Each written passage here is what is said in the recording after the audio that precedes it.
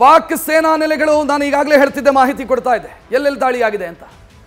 ನೋಡ್ತಾ ಇದ್ದೀರಿ, ನೂರ್ ಖಾನ್ ಏರ್ಬೇಸ್ ರಾವಲ್ಪಿಂಡಿ. ರಾವಲ್ಪಿಂಡಿ ಯಾಕೆ ಮುಖ್ಯ?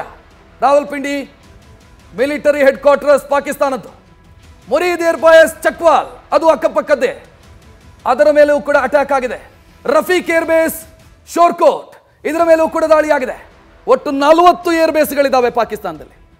5ಕ್ಕೂ ಹೆಚ್ಚು ಏರ್ಬೇಸ್ಗಳನ್ನು ಭಾರತ ಟಾರ್ಗೆಟ್ ಮಾಡಿದೆ. ರಹೀಮ್ ಯಾರ್ ಖಾನ್ ಏರ್ಬೇಸ್, ಆ ಗುಂಡಿ ಬಿದ್ದಿದ್ದನ್ನು ನೋಡಿದ್ರಲ್ಲೋ, ಅದು ಅಲ್ಲೇ. ಸಿಯಾಲ್ಕೋಟ್ ವಾಯುನೆಲೆ, ಇದೆಲ್ಲ ಕಡೆ ಭಾರತ ಇವತ್ತು ದಾಳಿ ಮಾಡಿರೋದು.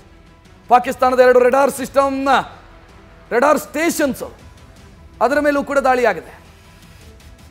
ಪಾಕಿಸ್ತಾನದ ಸೇನಾ ವಕ್ತಾರ ನಿನ್ನೆ ಅಂದ್ರೆ ಇವತ್ತು ಮುಂಜಾನೆ ಬಾಯಿ ಬಡ್ಕೊಳ್ತಾ ಇದ್ದ, ಬೆಳಗ್ಗೆ ಬಾಯಿ ಬಡ್ಕೊಳ್ತಾ ಇದ್ದ, ಅಯ್ಯೋ ನಮ್ಮ ಮೇಲೆ ಅಟ್ಯಾಕ್ ಆಯ್ತು ಅಂತ.